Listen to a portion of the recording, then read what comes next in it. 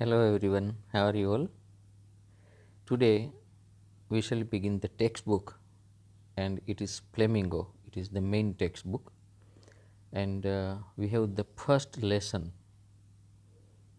and the title is the last lesson. Though we start the first lesson, the title is the last lesson. Okay, so let's begin. It is a very good story, and you will really like it. The title is the last lesson. About the author. The name of the author is Alphonse Daudet. He was born in 1840 and died in 1897. He was a French novelist.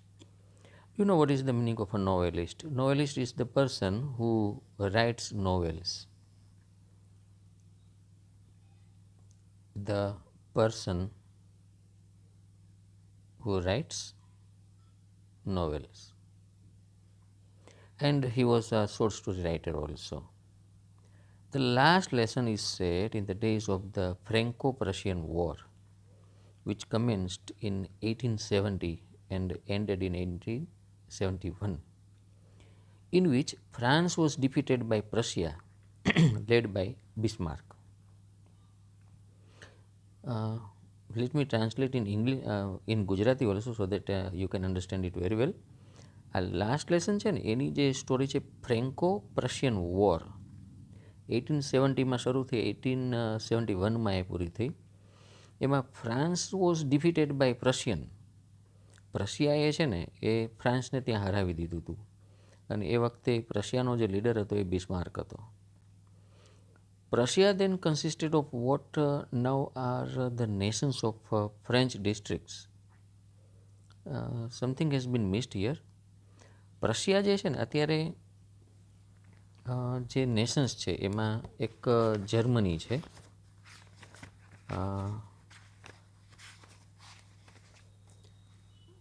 Next Poland હતું અને સમ parts of Austria. એ એ ત્રણ રાષ્ટ્રોનું બનેલું હતું અને એને lead કરતો હતો એ હતો Bismarck. And then what happened you know, Russia then defeated this France. In this story, the French districts of Alsace and Lorraine have passed into Prussian hands. હવે આ જે યુદ્ધ થયું ને એમાં ફ્રાન્સના જે બે ડિસ્ટ્રિક્ટ હતા, એક અલ્સેસ હતું અને એક લોરેન હતું, એ પ્રશિયન લોકો જીતી ગયા. Now what happens? Read the story to find out what effect this had on the life at school. હવે પ્રશિયન લોકો જીતી ગયા પછી સ્કૂલ ઉપર એની શું અસર થઈ, that we have to find out in this story. See, the narrator is a little boy and his name is Franz. I started for school very late that morning and was in a great dread of a scolding, especially because Mr. M. Hamel, had said that he would question us on participles and I did not know the first word of them. હવે કાંઈ નાનો છોકરો છે. he started for school very late. એ દિવસે સ્કૂલે જવા માટે ખૂબ એને મોડું થઈ ગયું. and was in great dread of a scolding. એને ભય હતો. સ્કોલ્ડિંગ એટલે ધમકાવાનો. especially because Mr. Hamel had said that, આ જે હેમલ છે he was his teacher. અને એણે હોમવર્ક આપેલું હતું કે he would ask questions on participle and this little boy did not know anything about the participle, so he was afraid of his teacher.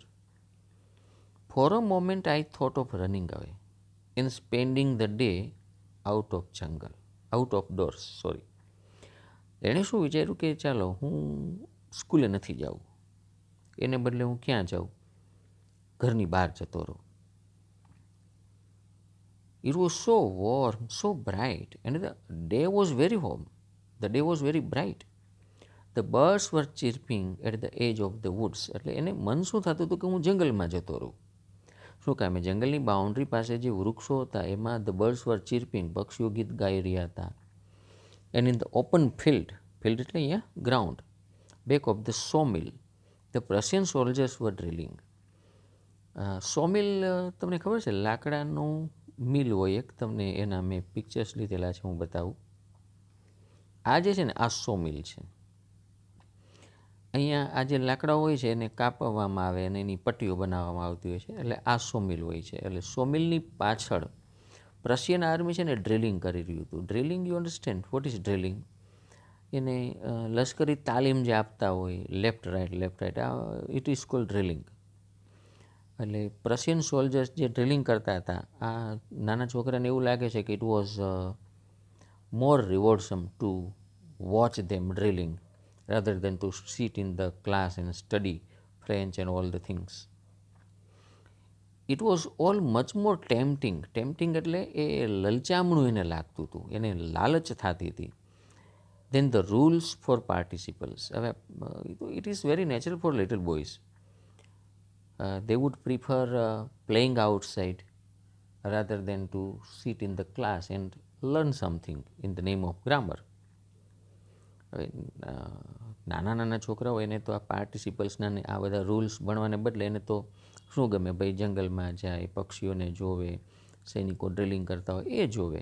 But I had the strength to resist. See this is a beautiful sentence. આ છોકરો શું છે, મન તો મને ઘણું બધું થયું કે હું જંગલમાં જાઉં, બર્ડ્સને જોઉં, પેલા પ્રશિયન સોલ્જર્સને જોઉં, બટ આઈ હેડ સ્ટ્રેન્થ, મારામાં એટલી તાકાત હતી ટુ રેઝિસ્ટ એટલે પ્રતિકાર કરવાની. મન તો મને થયું, but I postponed it and hurried off to school. અને દોડતો દોડતો હું સ્કૂલે જતો રહ્યો. When I passed the town hall there was a crowd in front of the bulletin board. હવે જ્યારે આ ટાઉન હોલ હતો ને એની પાસેથી હું પસાર થયો ને ત્યારે બુલેટિન બોર્ડ એટલે જાહેરાતનું કાળું પાટિયું લગાડ્યું હોય જેથી કરીને ગામના લોકો એ બધા વાંચી શકે. નોટિસ બોર્ડ હતું. ત્યાં મેં એક ટોળું જોયું. For the last 2 years, all our bad news had come from there. છેલ્લા 2 વર્ષમાં આ પ્રશિયન વોર ચાલી રહી હતી, ફ્રેન્કો પ્રશિયન વોર. અમારા બધા ખરાબ સમાચાર છે ને આ બુલેટિન બોર્ડમાંથી જ આવેલા હતા. ક્યાં ક્યાં ખરાબ સમાચાર હતા? ધ લોસ્ટ બેટલ્સ, અમે કઈ બેટલ્સ મીન્સ વોર, અમે કઈ યુદ્ધ હારી ગયા. The draft you know, it is compulsory joining the army. Civilian હોય ને એને ફરજિયાતપણે આર્મીમાં જોડાવાનો કાયદો આવે, એને ડ્રાફ્ટ કહેવાય. The orders of commanding officer, જે કમાન્ડિંગ ઓફિસર હોય એને કંઈ ઓર્ડર આપેલા હોય. All the bad news they were written on this notice board and the notice board was situated near the town hall. And I thought to myself without stopping, what can be the matter now? એટલે આ છોકરો કે હું દોડતો દોડતો જતો હતો, ટોળું હતું ટાઉન હોલ પાસે જે નોટિસ બોર્ડ હતું ત્યાં. મને વિચાર આવ્યો પણ હું અટકો નહીં, વળી આજે વળી ક્યાં ખરાબ સમાચાર આવ્યા હશે, કારણ કે ખરાબ સમાચાર બધા ક્યાંથી આવતા હતા? આ નોટિસ બોર્ડ ઉપર લખાતા હતા. Then as I hurried by, as fast as I could go, the blacksmith, his name was Mr. Watcher, who was there with his apprentice reading the bulletin, called after me. હવે જેથી હું I was હરિંગ from there, હું ત્યાંથી ઉતાવળે જતો હતો. As fast as I could go. ત્યાં પેલો બ્લેકસ્મિથ હતો ને લુહાર, એનું નામ વોચર હતું. હુ વોઝ ધેર, એ પણ ત્યાં હતો વિથ હિઝ એપ્રેન્ટિસ, એટલે શિખાઉ કારીગર જે હોય તે. અને એ બધા બુલેટિન બોર્ડ વાંચતા હતા. કોલ્ડ આફ્ટર મી, એટલે મને જોઈને મારી પાછળ રાડ પાડી. Don't go so fast boy, you will get to your school in plenty of time. હવે પેલો લુહાર હતો ને એણે જોયું કે ભાઈ આ છોકરો ખાસો મોડો છે, એટલે એ એની હાંસી ઉડાવતો હતો. એ કે ભાઈ એ ટેણિયા એટલો બધો દોડીને ન જા, હજી ત્યાં સ્કૂલે પહોંચવા માટે ખાસો સમય છે. મતલબ સમજી ગયા ને તમે? if the school time is 7 o'clock and somebody comes at 7:30 or 8, then as a teacher if I want to laugh at him, હું એની હાંસી ઉડાવવા માગતો હોય તો હું શું કહું? ઓહો બહુ વહેલો આવ્યો તું તો. એટલે આ પેલો વોચર છે ને એ જ રીતે કહી રહ્યો છે કે don't go so fast, you will still reach in time because you have plenty of time. I thought he was making fun of me. એટલે મેં વિચાર્યું કે એ મારો મજાક ઉડાડતો હતો. And reached,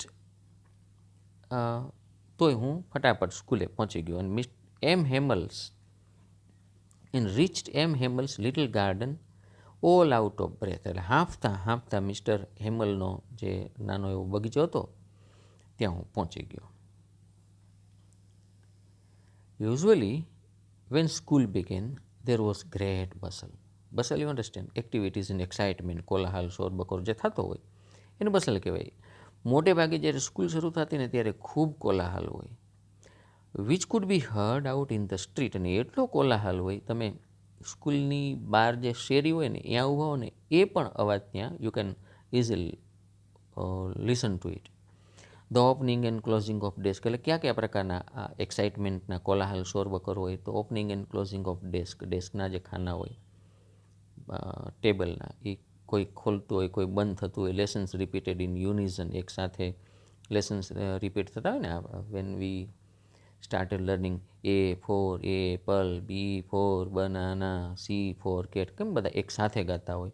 that is lesson repeated યુનિઝન, એક સાથે બધા લેસન્સ રિસાઇટ કરતા હોય એના અવાજો હોય. Very loud with our hands over our ears. એટલે આપણે શું કરતા હતા, જો આ રીતે કરતા હતા નાના હતા ને ત્યારે આમ કાન રાખતા હતા. શું કામે? એટલે આપણને એવું લાગે કે આપણે કોન્સન્ટ્રેશનથી એને સાંભળી શકીએ છીએ. એટલે આમ આંખ બંધ રાખીને A for apple, B for banana, with our hands over our ears to understand better. And the teacher's great ruler rapping on the table. અને એમાં બોલા એમ હેમલ હતા એની પાસે એક મોટી રૂલર હતી. રૂલર ખબર પડે ને, લાકડી. અમુક અમુક ટીચર્સ આવી રૂલર રાખતા, લાકડી રાખતા. રેપિંગ એટલે પછાડતા હતા on the table. But now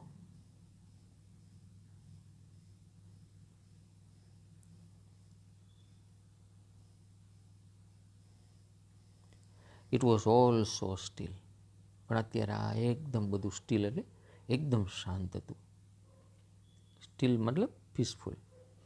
આને એમ હતું કે હમણાં કોલાહલ ચાલતો હશે એટલે કોલાહલનો ફાયદો ઉઠાવીને હું ક્લાસમાં ઘૂસી જઈશ.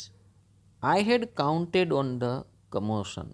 આઈ હેડ કાઉન્ટેડ એટલે મેં તો ભરોસો રાખ્યો હતો આ કમોશન એટલે શોર બકોર ઉપર.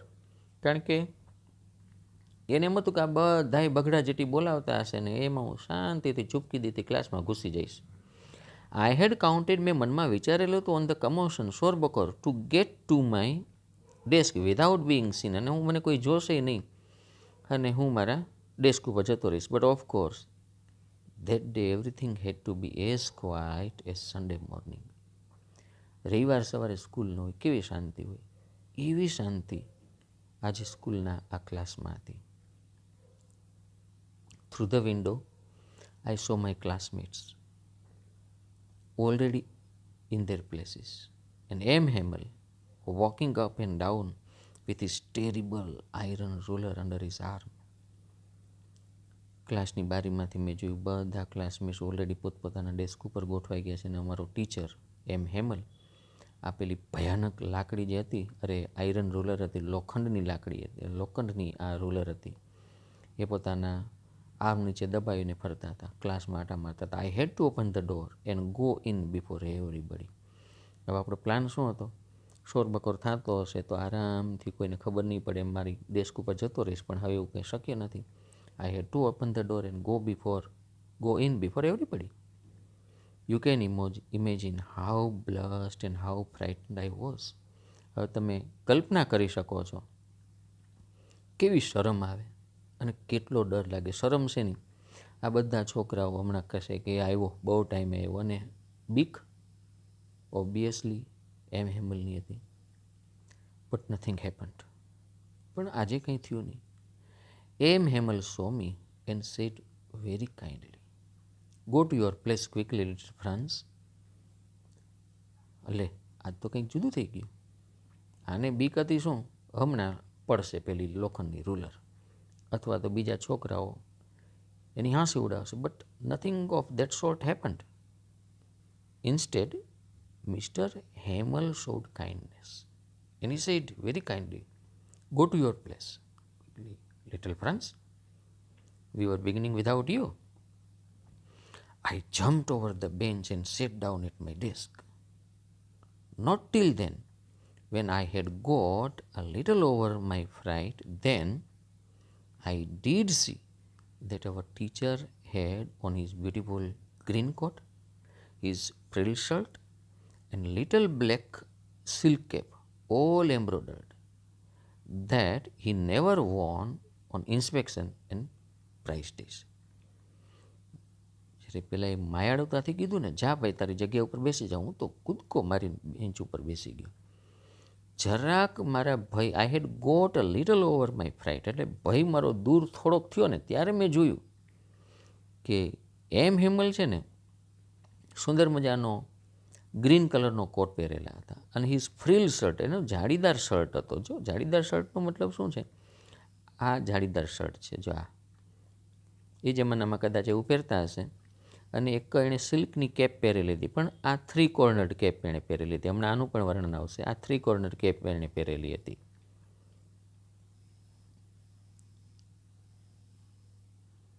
અને આ બધું ક્યારે પહેરતા? He never war. આ બીજું અગાઉ ક્યારે ન પડતા, પણ માત્ર ક્યારે પહેરતા? ઇન્સ્પેક્શન હોય અથવા તો પ્રાઇઝ ડેઝ હોય ત્યારે જે પહેરતા. Besides the whole school seemed so strange and solemn. Solemn means serious. ઉપરાંત આખી સ્કૂલ આજે તો કંઈક વિચિત્ર દેખાતી હતી, બધું બહુ ગંભીર ગંભીર દેખાતું હતું. તો ફર્સ્ટ ઇમ્પ્રેશન શું છે? પહેલાં તો આ ભાઈ અંદર ક્લાસમાં જાય છે, વોટ વોઝ હિઝ એક્સપેક્ટેશન્સ? તો કોલાહલ હશે, but it was nothing like that. It was so peaceful like Sunday morning, right? અને એ પોતે ગયો. પહેલો ઝટકો એને એ લાગે છે કે he expected scolding from M Hamel, but he was welcomed kindly. He was permitted to go to his bench. અને પછી બીજી વખત એણે એ જોયું કે mister Hamel was in somewhat different attire today. Green coat, frilled shirt, and a 3-cornered silk cap, all embroidered. He never wore except inspection and price days. Second thing what he saw, but the thing that surprised me most was to see on the back benches that there were always empty, the village people sitting quietly like ourselves. પાછલી bench જે હંમેશા ખાલી રહેતી હતી, એ ખાલી bench ઉપર આજે કોણ હતા? વિલેજ પીપલ હતા. સિટિંગ ક્વાઇટલી લાઈક અવર સેલ્સ. અમે જેટલા શાંતિથી બેઠા હતા એટલી જ શાંતિથી બેઠા હતા. And this was the most surprising thing for this little boy. હવે આમાં કોણ કોણ હતા? ઓલ્ડ હોસર વિથ હિઝ 3 કોર્નર્ડ હેડ. આ 3 ખૂણાવાળી હેડ મેં હમણાં તમને બતાવી. પછી the former mayor, the former postmaster and several other besides. આમાં કોણ હતા? એક હોસર હતો, પછી એણે 3 કોર્નર્ડ હેટ પહેરેલી હતી, એક ફોર્મર મેયર હતા, ફોર્મર એક પોસ્ટમાસ્ટર હતા, એન્ડ સેવરલ અધર બિસાઇડ્સ, અને બીજા કેટલાક લોકો હતા. Everybody look sad. બધા ઉદાસ દેખાતા હતા. The Hauser had brought an old primer. Primer you understand, આલ્ફાબેટની જે બુક હોય ને એ બુક. અને એ કેવી હતી? Thumbed at the edges. Edges એટલે એની જે કિનારીઓ જે હતી. This is something else, it is not the meaning of it. Thumbed at the edges એટલે એજીસ એટલે એની કિનારી પાસેથી એ વળી ગયેલી હતી. Now look at this picture. See, આ જે છે ને આ બધું વળી ગયેલું છે. These are called thumbed pages. You got the idea? The book was very old. It has been used for many times. That's why the pages have been ripped away. અને બેન્ડ વળી ગયેલા છે. That's why it is called thumbed pages.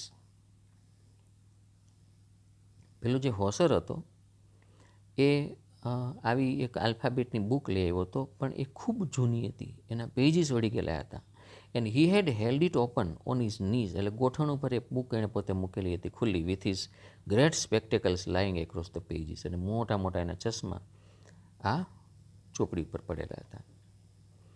So this was surprising for this little boy. Students okay, but why these villagers are sitting in the class on the back benches and as serious as the boys? While I was wondering about it all, Mr. Hamel mounted his chair. હું આ બધા વિચાર કરી રહ્યો હતો. Mister Hemal એની chair ઉપર બેઠા. In the same grave and gentle tone which he had used to me, said, "My children, This is the last lesson I shall give you. મને જ્યારે બોલાવ્યો ત્યારે કેવા સિરિયસ હતા અને જેન્ટલ હતા. એ જ ટોનમાં એણે અમને બધાને કીધું, my children, this is the last lesson I shall give you. The order has come from Berlin, which is the capital of Germany, to teach only German in the schools of Alsace and Lorraine. કારણ કે પ્રશિયાએ એના ફ્રાન્સના 2 district આલ્સેસ અને લોરેનને જીતી લીધા હતા. એટલે બર્લિનથી order આવી ગયેલો હતો. શું ઓર્ડર હતો? કે ભાઈ હવે આમાં ફ્રાન્સની જે લેંગ્વેજ છે, French language, it should not be taught. Rather instead of French, German language should be taught. The new master comes tomorrow.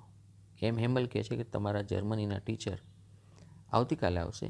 This is your last French lesson and I want you to be very એટેન્ટિવ.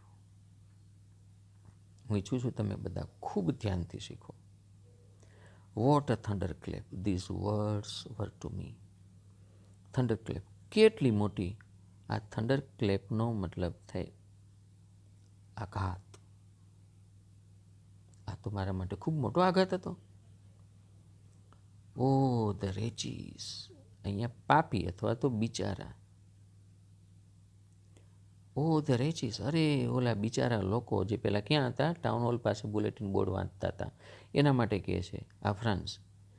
That was what they had put on at the town hall. હા, town hall પાસે જે હતું એ આ સમાચાર હતા.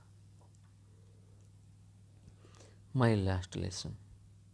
Y? અરે I hardly knew how to write. અરે ફ્રેન્ચ લેંગ્વેજ શીખવા માટેનો આ છેલ્લો lesson. I hardly knew to write. Hardly means no. I don't know how to write. I should never learn anymore. અને હવે તો મારે શીખવાની જ નથી. I must stop there then. Oh, how sorry I was for not learning my lessons, for seeking birds' eggs or going sliding on the star.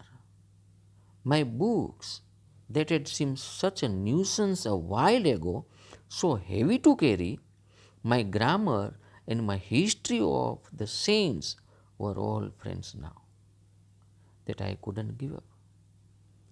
Now he starts regretting. હવે આ છોકરાને પસ્તાવો થાય છે. અરે લાસ્ટ લેસન છે આજે, હવે મને જર્મન શીખવા નહીં મળે. અરે હું પક્ષીઓના ઈંડા શોધવા માટે ભાગતો હતો.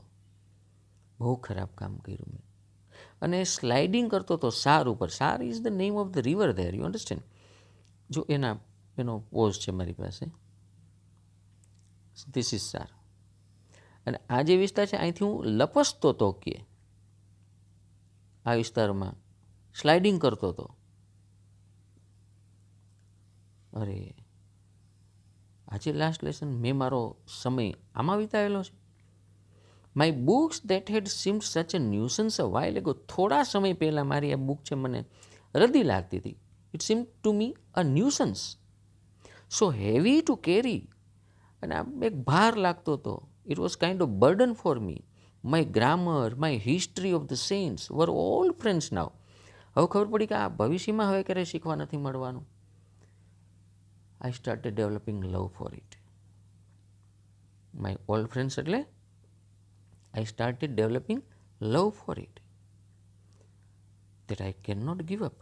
And M. Himmel too, the idea that he was going away, that I should never see him again, made me forget all about his ruler and how cranky he was. અને મને જ્યારે ખબર પડી કે આ મારા ટીચર હવે આજે એનું લાસ્ટ લેસન છે ને હવે જતા રહેવાના છે અહીંથી, હું પાછો એને ક્યારેય મળવાનો નથી, હું બધું ભૂલી ગયો એની આ ઘાતકી જે રૂલર હતી. કેવો બીક લાગતી અમને મારતા એનાથી હાથ ઉપર. અને કેવા ક્રેન્કી એટલે પાગલ હતા. હમણાં સ્કૂલે આવતો હતો ત્યારે એના પોતાના લિટલ ફ્રાન્સના what were the opinions about his teacher. He was cranky, he was terrible, right. Hitler જેવા એને લાગતા હતા. પણ અત્યારે કેવા લાગે છે? ઓ હી રિગ્રેટ્સ, અરે આવું નહીં જોઈ શકું. Poor man. It was in honor of this last lesson that he had put on his fine Sunday clothes. હવે સમજાણું. Because this is the last lesson and he wants to make it memorable, that is the reason he has put on his fine Sunday clothes. And now I understood why the old men of village were sitting there in the back of the room. હવે સમજાણું. અચ્છા, પેલો old hoser, mayor, postman, why they had been sitting in the class on the last benches. Now I can understand. It was because they were sorry too that they had not gone to school more. એને દુઃખ થતું હતું, એ પણ એના સમયમાં વધારે સમય સ્કૂલે નહોતા ગયેલા. It was their way of thanking our master for his 40 years of faithful service and of showing their respect for the country that was their no more. એ એનું ગ્રેટિટ્યૂડ બતાવવા માટે આવેલા હતા ફોર ધીસ ટીચર, કે 40 વર્ષ સુધી એમ Hamel head સર્વડ here for 40 years. એને થેન્ક યુ કહેવા માટે આવેલા હતા, એનો ગ્રેટિટ્યૂડ શો કરવા માટે આવેલા હતા કે એણે આ ફેથફુલ સર્વિસ કરેલી છે અને હવે આ કન્ટ્રી હવે એનું પોતાનું નથી રહ્યું. That was the reason all the countrymen had been here, all people had been here. While I was thinking of all this, I heard my name called. હું આ બધાના વિચાર કરી રહ્યો તો ત્યાં મારું નામ બોલાયું. It was my turn to recite. Recite, you understand, to speak loudly.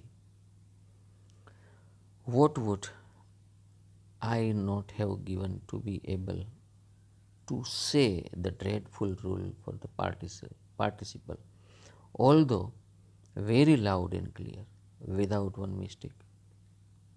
What would I not have given?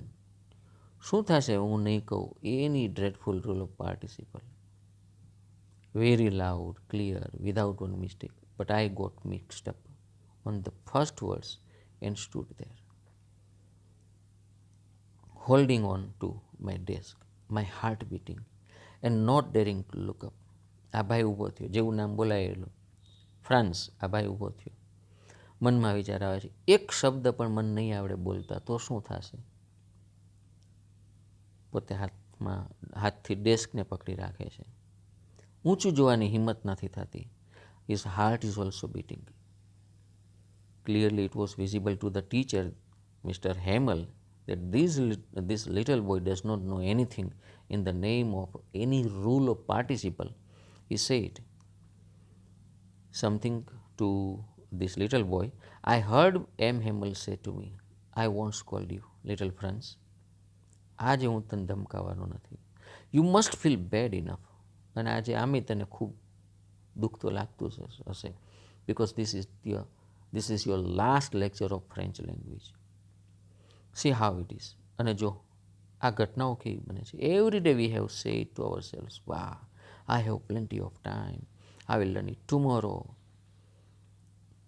આ બધું કેટલું ખરાબ છે. કારણ કે દરરોજ આપણે આપણી જાતને કેવી રીતે બનાવટ કરે, અરે મારી પાસે કેટલો બધો સમય છે, આજે નહીં હું કાલે કરી નાખીશ, આવતીકાલે શીખી લઈશ, આ હોમવર્ક આવતીકાલે કરી નાખીશ. વી keep on postponing things again and again and again.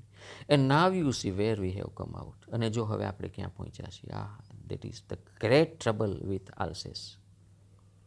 Mr. Hamel says, this is not only your problem, this is the problem of all the people of this district. She puts off learning till tomorrow. We all put off learning. We all postpone learning till tomorrow. And that tomorrow never comes. Now those fellows out there will have the right to say to you, અને પેલા હવે જે બહારના લોકો છે ને, પ્રશિયન લોકો, જર્મનના લોકો, હવે એને અધિકાર મળી ગયો છે. હવે તમને કહેશે, હાઉ ઇઝ ઇટ, કેમ રહ્યું? You pretend to be Frenchmen. Pretend means ઢોંગ કરવો. તમે ઢોંગ કરો છો કે તમે ફ્રેન્ચમેન છો, અને yet you can neither speak nor write your own language. તમે કઈ રીતે ફ્રેન્ચમેન કહી શકો? You don't know how to write. You don't know how to read. You don't know how to speak correctly. That is your own mother tongue. But you are not the worst, poor little Franz. We have all a great deal to reproach ourselves with. અને આમાં તારો એકનો જ વાંક નથી. But you are not the worst. તું જ સૌથી ખરાબ છું એવું નથી. We have all a great deal to reproach ourselves. આ રિપ્રોચ મીન્સ ઠપકો આપવો. આપણે બધા જ આના માટે રિસ્પોન્સિબલ છીએ. અહીં આપણે રિપ્રોચ એ રિસ્પોન્સિબલના અર્થમાં લેશું. Your parents were not anxious enough to have you learn. હવે કોનો વાંક કાઢે છે કે પહેલો વાંક તારા પેરેન્ટ્સનો છે. They were not anxious enough. They were not worried about your being able to learn something. They preferred to put you to work on a farm or at the mill so that they can have a little money. તારા પેરેન્ટ્સે શું કરતા હતા? તું વધારે ભણી જાય એમાં એને ઇન્ટરેસ્ટ નહોતો. એને ઇન્ટરેસ્ટ એમાં હતો કે તું કોઈ ફાર્મમાં કામ કર, કોઈ મિલમાં કામ કર, તો થોડાક વધારે મોર મની એને મળે. And second thing, Mr. Hamel himself blames for it, and I have been to blame also. Have I not often sent you to water my flowers instead of learning your lessons? ક્યારેક નહોતો કે હું પાઠ ભણાવવાને બદલે હું તમને એમ કહેતો કે જાઓ મારા બગીચાના ફૂલને પાણી પાઓ. And I wanted to go to fishing. Did I not just give you a holiday? અને મને જ્યારે ઈચ્છા થતી કે ચાલો હું માછીમારી કરવા જાઉં ત્યારે હું તમને રજા આપતો હતો. So that was my fault also.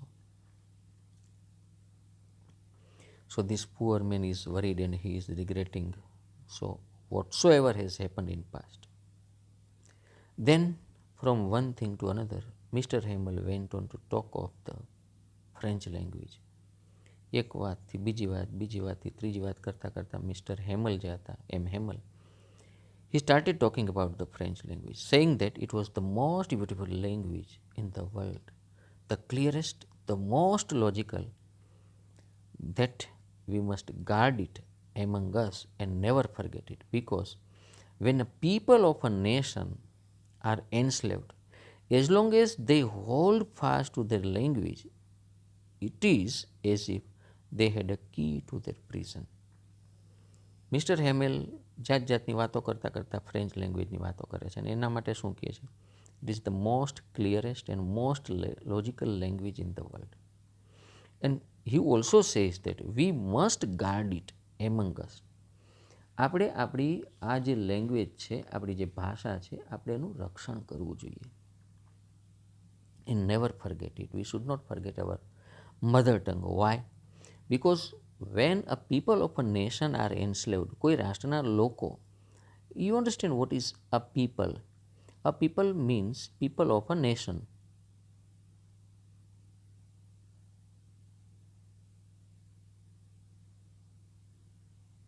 A people means the people of the particular nation are enslaved. જ્યારે કોઈ રાષ્ટ્રના લોકો enslaved એટલે ગુલામ બની જાય છે ને, પણ જો એને પોતાની ભાષા આવડતી હોય ને તો એ લોકો એ ગુલામીમાંથી નીકળી શકે.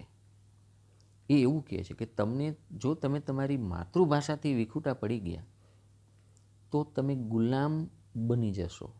જો તમારે ગુલામીને ક્યારેય પણ તોડવી હોય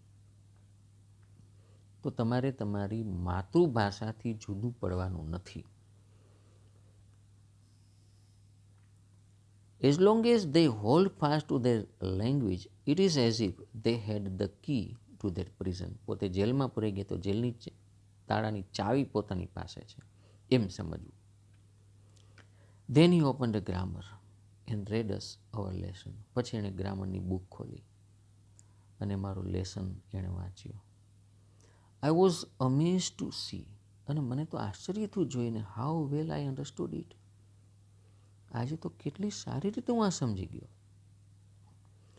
All he said seemed so easy. અને આજે જે કાંઈ એ કહેતા હતા એ કેટલું બધું ઇઝી એ લાગતું હતું. અગાઉ તો આવું ક્યારેય ઇઝી કે મને લાગતું નહોતું. આજે મને બહુ ઇઝી લાગે છે આ બધું. I think too that I had never listened so carefully. અને આના કારણો બે લાગે છે. એક પહેલું કારણ એવું મને લાગે છે કે આઈ હેડ નેવર લિસન સો કેરફુલી. આજે મારો લાસ્ટ લેક્ચર છે ને એટલે હું ખૂબ કાળજીથી વાંચી રહ્યો છું. અને બીજું મને એવું લાગે છે that he had never explained everything with so much patience. અને મારા ટીચરે હેમલે આટલી પેશન્સ, આટલી ધીરજથી અગાઉ કોઈ લેસન શીખડાવેલો જ નથી, એક્સપ્લેન જ નથી કરેલો. પણ આજે he was very careful to listen and the teacher was very much patient to teach. That's why this boy thinks that I could understand today. It seemed almost as if the poor man wanted to give us all he knew before going away. આજે તો એવું લાગે છે આ બિચારો બુઢો વ્યક્તિ, આ એમ હેમલ, આજે જાય ને એની પહેલાંના દિમાગમાં જે કાંઈ છે ને જાણે કે આમનું બધું અમારા દિમાગમાં ઇન્સ્ટોલ કરવા માગતો હોય ને એવું લાગતું હતું. and to put it all in our heads at one stroke. અમારા દિમાગમાં એક સાથે આ બધું ઇન્સ્ટોલ કરવા માગતો હોય એવું લાગતું હતું.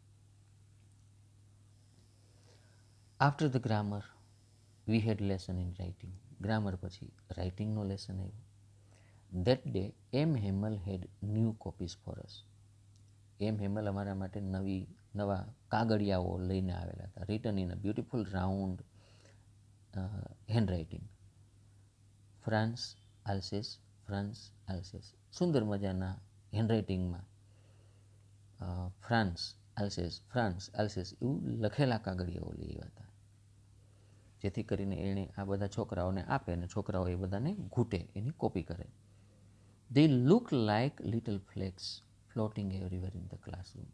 હવે આને શું લાગે છે કે આ જે પ્રત્યેક જે કોપી છે, એક કોપી ઉપર ફ્રાન્સ લખ્યું હોય, આલ્સેસ લખ્યું હોય, વળી ફ્રાન્સ લખ્યું હોય, આલ્સેસ લખ્યું હોય, એટલે કાગળ ઉપર આટલું લખેલું હોય. વિદ્યાર્થીએ શું કરવું, આ ફ્રાન્સ છે તો એને જેવું અહીંયા લખવાનું છે, પછી કોમાં કરીને અહીં આલ્સેસ લખ્યું છે તો આવું લખવાનું છે, એને કોપી કરવાનું છે.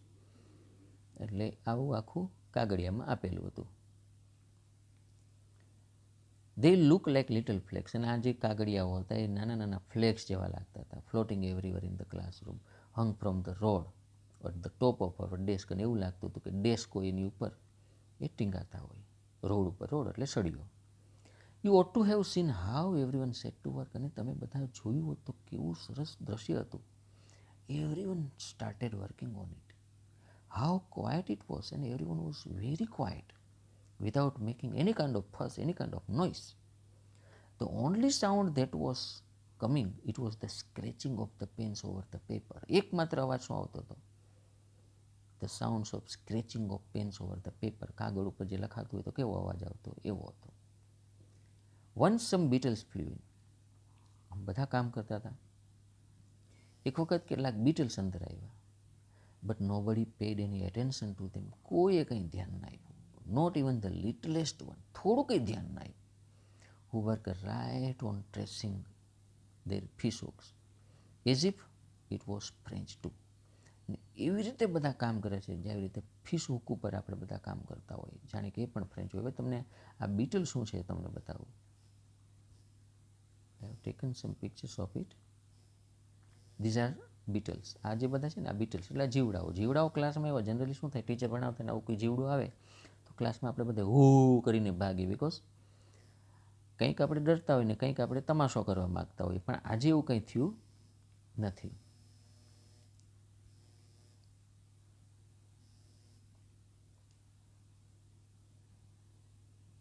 On the roof the pigeons cooed very low. અને અમે જોયું તો છાપરા ઉપર પહેલાં જે કબૂતર હતા એ પોતાનો ઘૂઘવાટ કરતા હતા. And I thought to myself, will they make them sing in German, even the pigeons. Franz શું વિચારે છે? Will they make them sung in German, even the pigeons. આનો મતલબ શું થાય? See, you will be ask a question also about this. What does it mean? M Hamel શું કહે છે કે આવતીકાલે જર્મની લેંગ્વેજ શીખડાવવા માટે એક જર્મનથી એક ટીચર આવવાનો છે. And this is your last lecture today about France. અને હવે વિજેતા લોકો હોય ને, the victorious people always impose the language of the victorious nation. મતલબ હવે જર્મની જીતી ગયેલું છે એટલે હવે થશે શું, ફ્રાન્સમાં પણ જર્મન કમ્પલસરી થઈ જશે. શું કામે?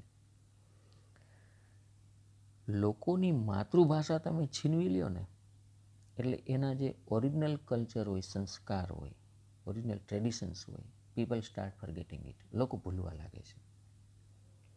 એટલે હવે આ છોકરો એમ વિચારે છે કે ઓલા લોકો આવશે બધાને German શીખડાવશે, કબૂતરોની German શીખડાવશે.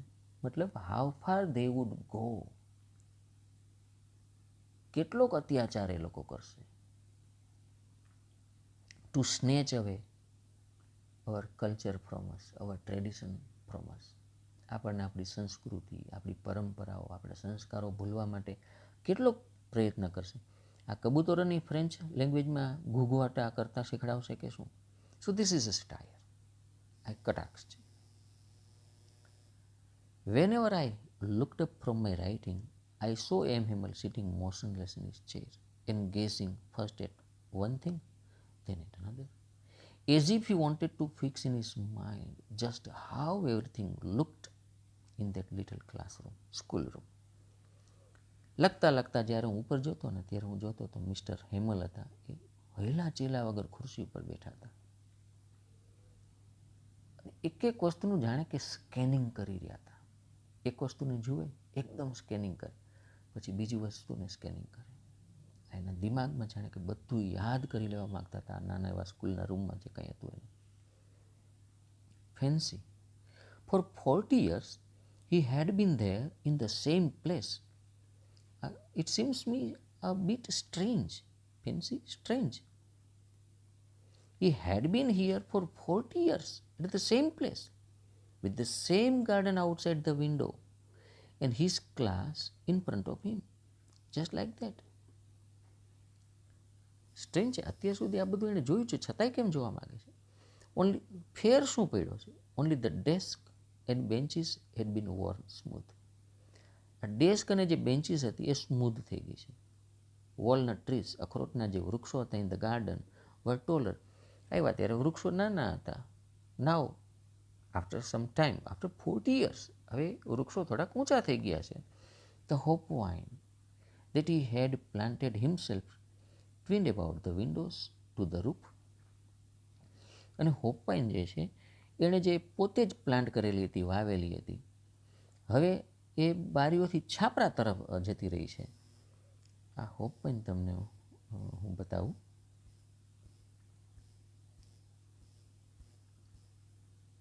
C this is the picture of હોપવાઇન.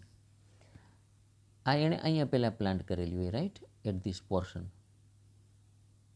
Let me change the color so that you can understand.